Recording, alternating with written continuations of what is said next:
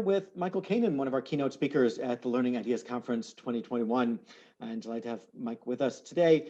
Mike is the Director of Operations at the Department of the Air Force, the MIT Artificial Intelligence Accelerator, and has a book out, T-AI, which is a popular bestseller. So we can talk about that and many other things. So it's a pleasure to have you, Mike. Thanks for taking the time to talk with me today. It's a pleasure, David. Can't wait for the Learning Ideas Conference too.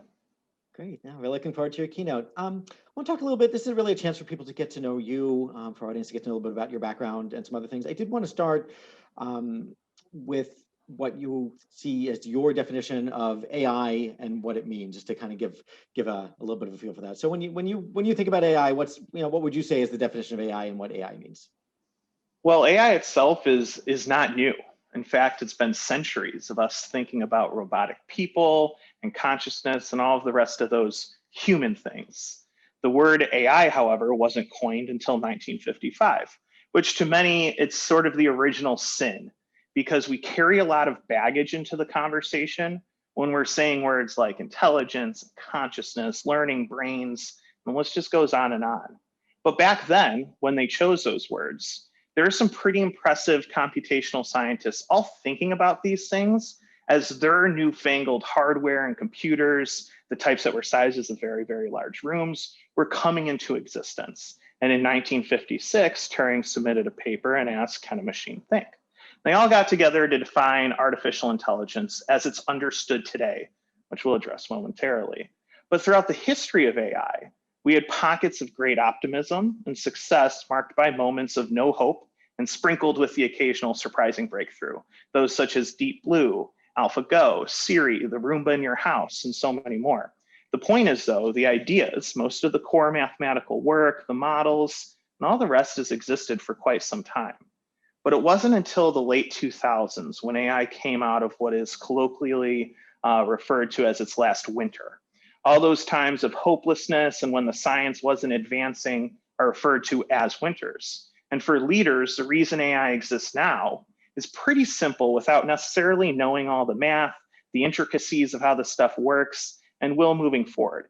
The reason is because of some advancements in global access to data. So think about the internet, all those Excel files of the world, pictures everywhere, some advancements in software and computer chips. Really fast computer chips. We can do now what they only hope to do, but we've had the science and research since the 80s or 90s. Now, many people will play semantic games to keep kicking the can down the road, saying things such as, well, that's not real AI. But let's consider that word itself just for a moment so we don't miss the boat to capitalize on the ways it can, does, and will profoundly impact us, our pursuits, and our efforts. What do we consider AI? In the last few years, the term AI is so overused and misunderstood and broad to the point it's being meaningless. Some people joke that AI is all the stuff we haven't figured out yet. Because once you figure out AI, or figure that out, AI just becomes code on a machine. So to this point, the definition for most is the ability of machines to perform tasks that normally require human intelligence. And while that's correct and precise in a certain way, we can very quickly unpack the problem with this definition in practice for the workforce, for our leaders, and for our learners.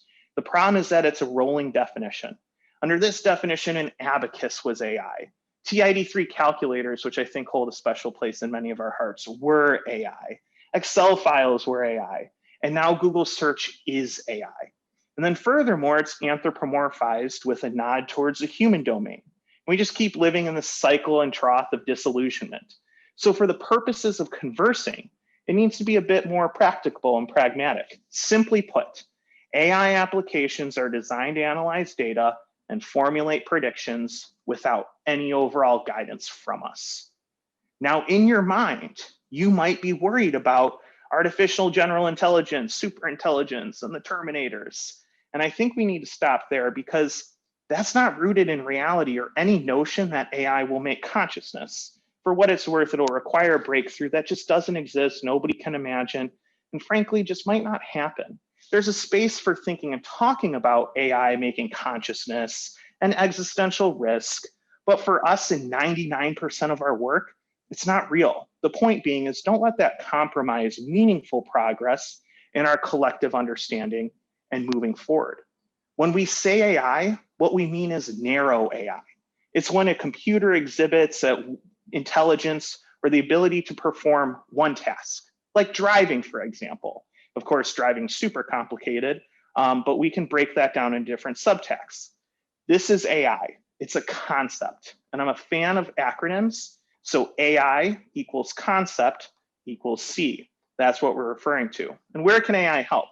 Well, AI is commonly applied to problems in computer vision, understanding, creating images or videos, language processing, that's understanding or creating speech or text, and planning, which is kind of like Waze or what you might use in motion planning, a robotic arm or task planning. Of course, we can also combine all these systems, these narrow AIs, in driverless cars, for example. There's one system that processes images and video. There's another that plans the route, and then another that controls the steering wheel and the gas pedal and so on. And by stacking all these together, you actually get some pretty cool results. But when we say AI, what we usually mean, and to the point of the nuance you had earlier, it's used synonymously with machine learning. All the things I just referenced are machine learning. So AI is the broad conceptual word, and machine learning is the application of that word in the world around us. So that's the next part of the acronym. Machine learning equals application, which equals A. And then lastly, there are numerous techniques to perform and do AI. But the one we hear about most are deep learning neural networks, which will close out our acronym. Neural networks equal technique, which is a T. And combining all of those ideas together with AI, machine learning, and deep learning, we spell CAT. It's a simple little mnemonic device that makes sure we're precise in how we speak. Now, how does all that happen under the hood after you provide it, data to learn from in these various ways? Well, that's deep learning, and it does start to get confusing. And I'm not going to go too deep into that because there's a ton of biology and math to use.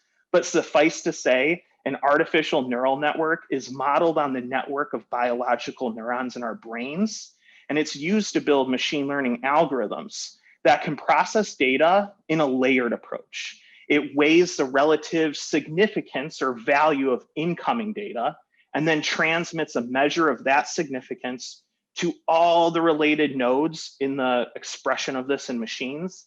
And this forward-feeding mathematical process allows a system to compute at each layer the importance of various factors in a data set and what's contained in there, and then output those results in a combined systematic kind of calculation. So fundamentally, the purpose of these things is to distinguish the specific characteristics of data and identify the similarities and differences within the overall context. So essentially, it's finding patterns.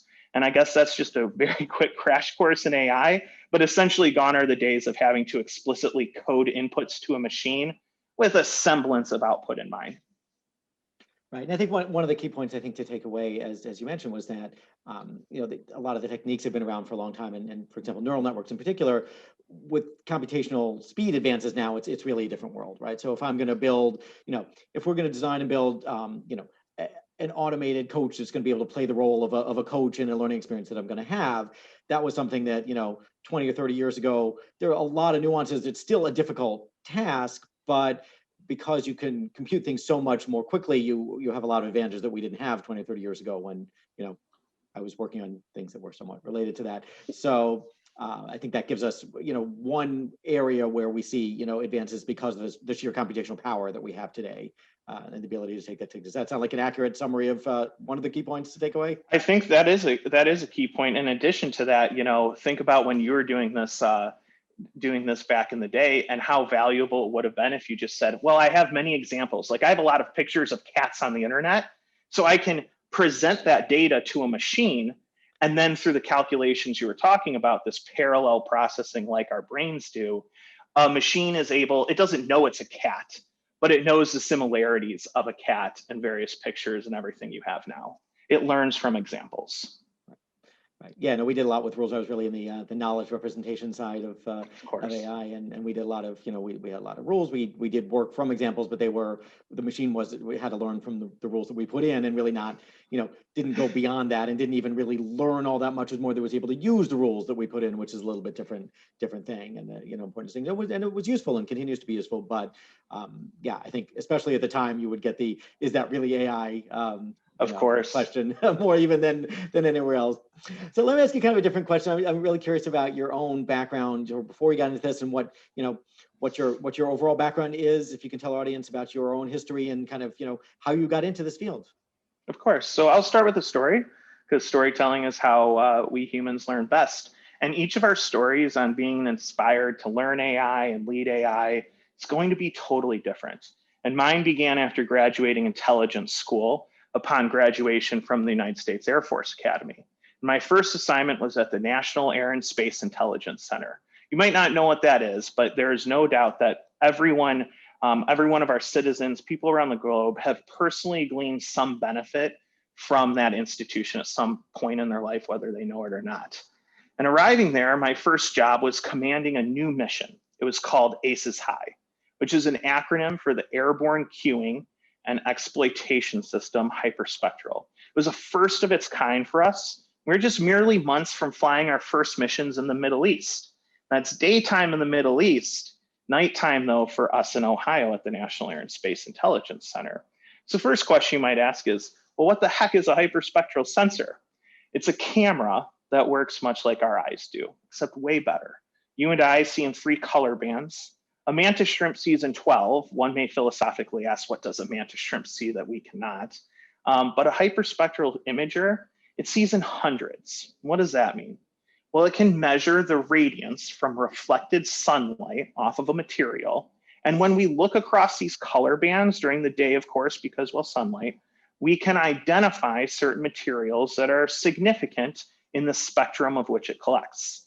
Long story short, it was this which initially led to my passion for AI, because I forgot to say the year. It's about a decade ago in 2011. And what was happening? ImageNet. And for those who don't know what ImageNet is, it was a computer vision competition in 2011 when essentially machine learning finally outperformed some really high human benchmarks in image recognition. Again, lots of pictures on the internet. And also, at least so long as we ourselves didn't kick the can down the road, which we mentioned before, it came out of its last winter. Well, at least machine learning did in particular. When you think about the mission that we were responsible, we were using this sensor. We were collecting a huge data cube that somehow we needed to send back via satellite data to be processed where we were, all while live flying the plane in the Middle East with only a small group of us in Ohio, moving the sensor, doing all the analysis, to at a moment's notice let a sailor, soldier, airman, marine, someone on the ground know, hey, there's something you need to be concerned about. And sometimes that was literally minutes, turns, or just seconds away from a convoy on the road, for instance. Because again, we could definitively detect and see what the human eye couldn't, such as nefarious materials that could kill or compromise those vehicles. This was a big deal. And for those of us who know how to frame an AI problem, it was perfect. And that began a groundswell focus on AI, because I wasn't the only one wondering, well, how much more could we have seen? How much quicker could we have told someone about that thing on the road? What could we have done better?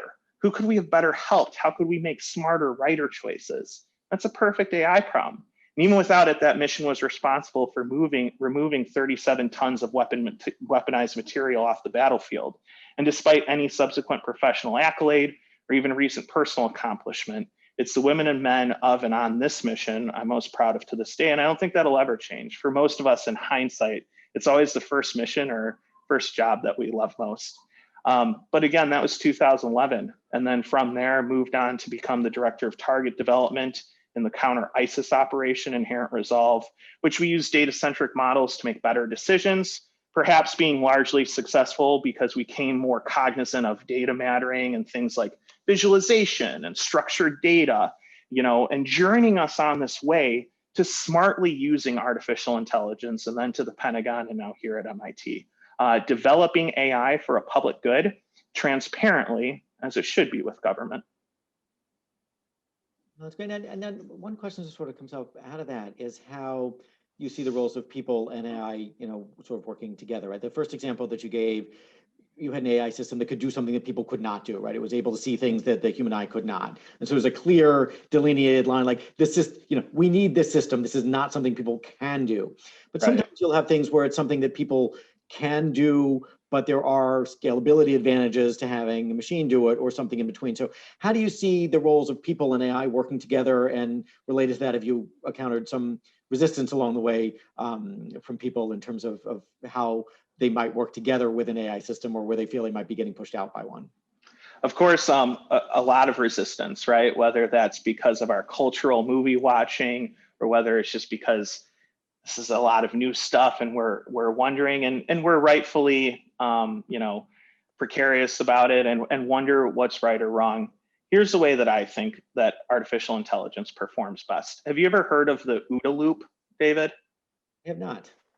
The OODA loop is a concept. In fact, I was at a couple of years ago, one of the venture capital firms, and they sit you down. They said, you know how we do business? We use the OODA loop. Do you know what the OODA loop is? And I was like, yeah, because Colonel John Boyd of the Department of the Air Force years and years ago created it. And we love acronyms. It's an acronym for observe, orient, decide, and act. And it's characterized in just a loop. Seems obvious. But no matter what business you're in, if you can do or shrink any one of those actions, which in a basic sense is all we really do to outperform competition, then by deduction, you're going to be a step ahead than your strategic competitor. The way that I like to think about artificial intelligence is along the observe and orient portions of our lives. So think about the what that we deal with every single day. And AI right now is really good at identifying very quickly, faster than us, the what, or automating some of those processes. For instance, did you open your phone today? Well, it used thousands of infrared dots to identify the what of your face, right? And everything AI does is all about that. So the best place is to use it in these task-oriented functions. And in my opinion, what that allows us to do is not put artificial intelligence in the decide and act portion, but in the observe and orient, so that we can move through the what faster, so that we can do the why better. And I think when we start to look at the world through that lens, you start to create really good AI problems because you have lots of examples of data, of course. And then furthermore, I think you put more value in the human by moving them to higher order functions. So where's the line in your view in terms of making judgments? Like, where can a machine start to be able to make some judgments versus where do the judgments have to come from people? I mean, the question is, what we're seeing now is that if the answer is, well, if software identified an insight from the data and it just keeps moving down that chain, at what point was something not informed by an AI that was ultimately a decision, right? And that goes for all businesses. If we're collecting data and maybe like some department is putting together or has a bad transformation on data, does that become ultimately the reason that a human made decision?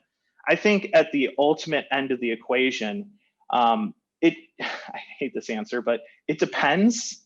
The question is what kind of due diligence are you getting to? And I think that if we're thinking about due diligence and we're thinking about how we walk through the process to say, I was contemplating and thinking about, is this action representative of the data it's provided?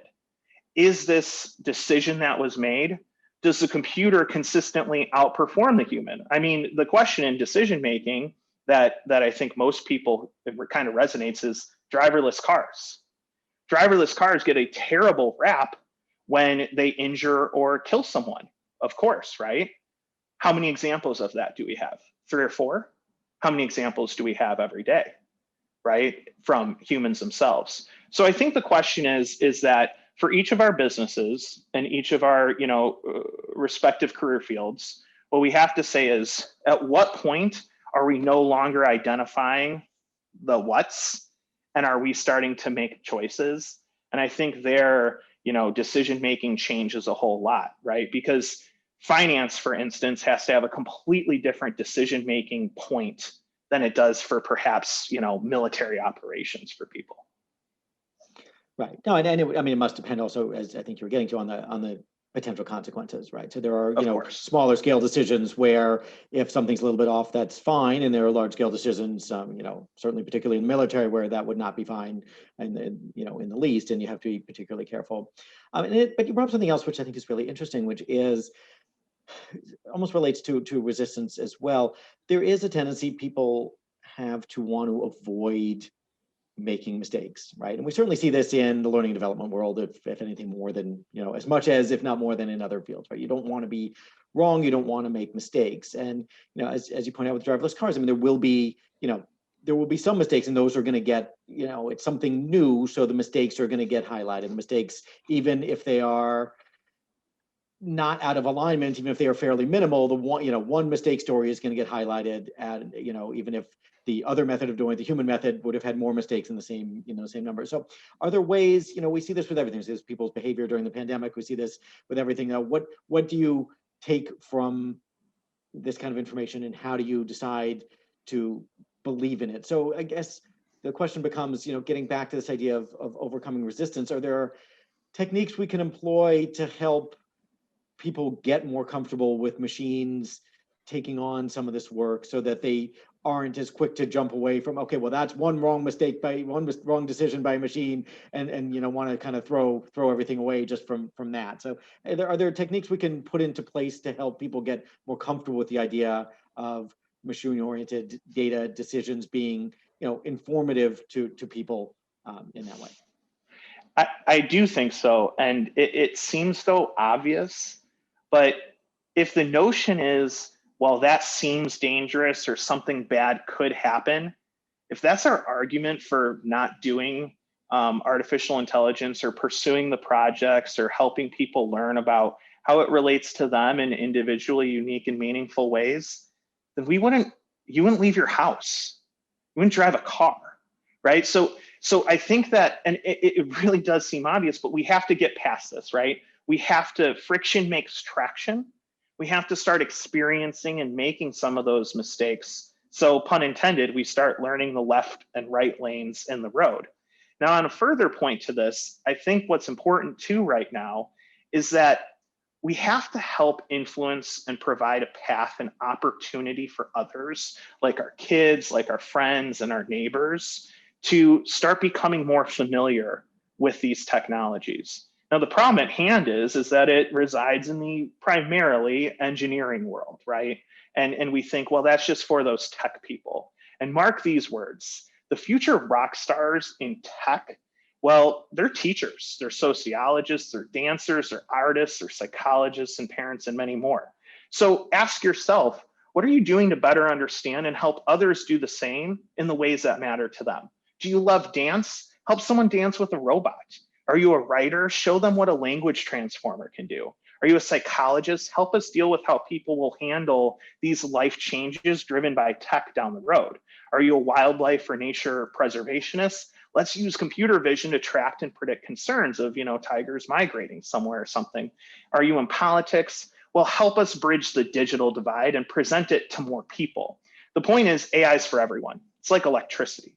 And I think that once we start making it, more familiar, for instance, to at least the extent that I know not to put tinfoil in the microwave, but I have no idea how a microwave works, I think that's when we start to make traction on this. Yeah, I think that's a huge point, and it leads to the overall feeling of best humanizing technology and integrating it into society. So then, as we look ahead a little bit, sort of related to that, how do you see looking down the road, AI benefiting society in the upcoming years? In a lot of ways, I'm quite bullish on the opportunities at hand. I'm a little more bearish if we do them the right way. But the way I like to think about AI, I think of AI as a flashlight, a mirror, and/or our canary in the coal mine. It illuminates otherwise ignored or undiscovered latent patterns memorialized in the world around us, which just helps us strategize by asking better questions. And has always been the case and will continue to be, the narrow and specific uses to which we ourselves put our machines will be where the problems arise and the solutions reside. So with that said, AI is nothing but a specific tool. It's good at some things, it's not good at others. And something that, again, is more like electricity than anything else. The question is, how do we use it and understand in the right context? For instance, we worry about jobs. I'd argue right now that if AI can take a job, that job is not a job, it was a task. And we should do better by people more generally in bringing them up to those higher order of magnitude of thinking.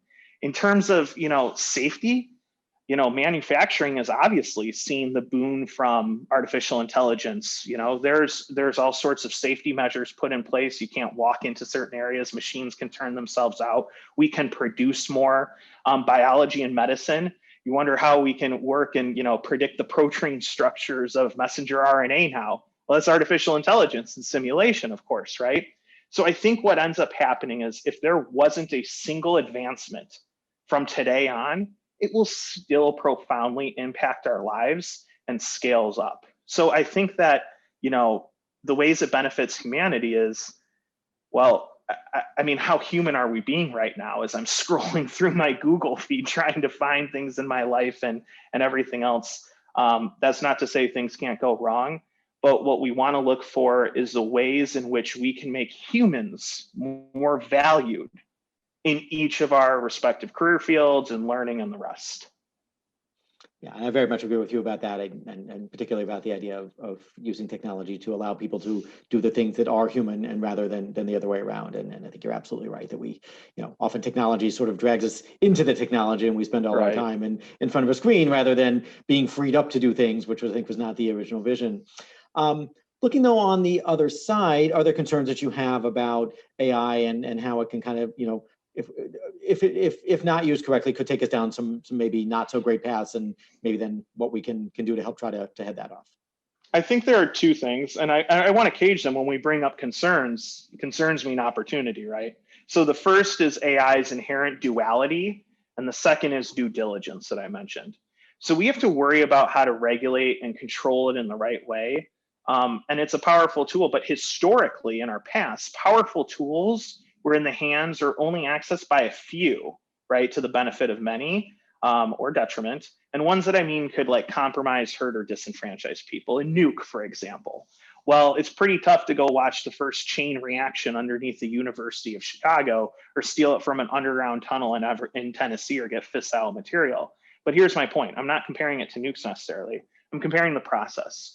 We allow research to do its thing, advance the science, chart the unknown, discover new, and that's not so much regulated or oversaw, right? But this technology is open, it's available, and it has an inherent duality to it. So what do I mean? Deepfakes are something we talk about often that are coming up in the news. I think most people are familiar with that word. In fact, the other day, I don't know if you've seen it, but they can make portraits back into living people. Essentially, the idea is take a loved one and bring them back to life in a picture, and that's how it was marketed, which is a wholly separate conversation to have. But I took that as, wow, I can finally have that living Harry Potter Hogwarts portrait I always wanted. Anyways, what I'm trying to showcase is the accessibility. At a technical level, it's quite impressive. And the research community largely drove this. Research community primarily funded and owned by the people who sell tech, but that's a new thing problem too. But the underlying techniques used to make a deep fake are pretty advanced, and they've been democratized to all. They're also the leading technique in what's in use to detect, for instance, breast cancer and mammograms, which is great. That whole observing the what, right back to what it does. It's pretty awesome for society. That's why we have it. Though we also all know that deepfakes create mis and disinformation. So what do we do about that?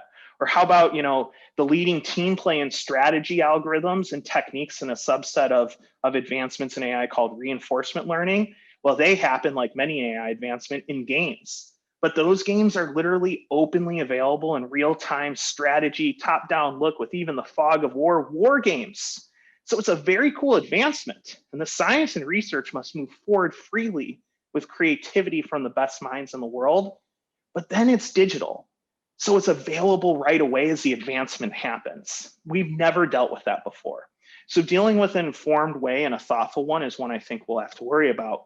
And the last piece is just this simple question. And I think we should all ask it, beyond the fact that it's just the right thing to do.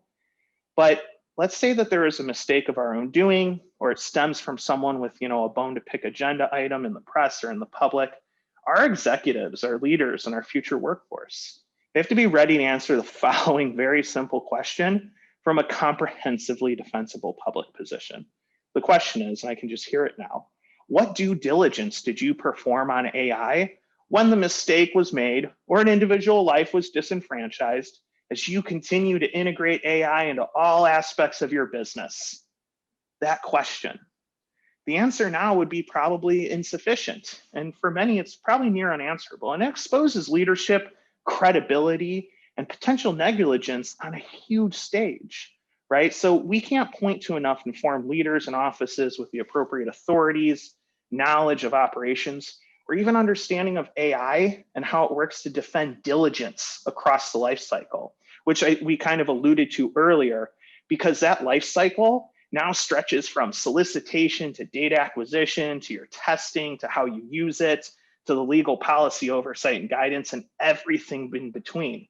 So we'll need to account for each of those simultaneous processes, unlike all of the advancements and technologies of the past. And at the end of the day, if you're not reflected in data, well, the computer won't know. There's no possible way. It only knows from the data that's presented. That is why we have to bridge the digital divide. That's why we have to work with our machines. And that's why it's so important to bring that into the limelight as a crucial national conversation. Oh, absolutely. And then let me ask you one more question before we wrap up, sort of a broader question.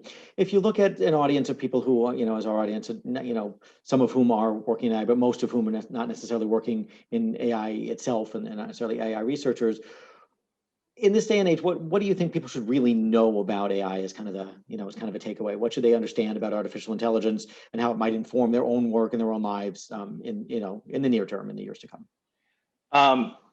That adage, you kind of know it when I see it, right? I think it's very simple, but it's quite apropos. I know that's AI when I see it. I mentioned to the degree in which that, I can't build a car. And even if most people can build a car, they can't both build a car and code the software in all of our cars nowadays, right? But they know how to use a car. They know when it's used for right. They know when it's used for wrong. So I think basic understanding when it comes to, and this is the responsibility of truthfully, the research community and engineering community and people in those offices, is to, number one, present AI in ways that are individually meaningful to the business. So to the business and to what people do. There is no place, and I often challenge this, open challenge, that someone says, this is my job. And I'll say, 5 minutes later, I'm like, this is how AI could impact or help you, right? There is no place that AI doesn't have a meaningful place. The point is how we communicate about it. We have all of the sci-fi. So I put it on my community, on the community that understands it, to start communicating about it better. And I think that's the first thing that we need to do. And it sounds so, pedantic or just trite to say, but right now the limits of our language is limiting our world. So it's kind of out of like helping yourself help yourself by teaching others and talking about it in normal, human, everyday terms, so that we don't put a bunch of tinfoil in microwaves, we don't stick forks in electrical outlets, and we kind of, as a business, know the process of, okay, I need structured data, I need some better software, I apparently need some compute. By the way, those people who understand how to code, they're valuable. I'm also going to provide upskilling opportunities to anyone who has like the passion to learn this. And if I put all those four things together, I start to make this AI stuff, and that maintains my comparative advantage and helps other people survive in this world that we know is about to come. Great. Well, I think that's a great place to wrap up, and we are at a time of change and really a critical time in a lot of ways. Great to have you with us. I'm really looking forward to your keynote, and we'll talk more about this and everything else during your keynote. Mike Kanaan, thanks again for taking the time to talk with me today. Thank you, David. Looking forward to it.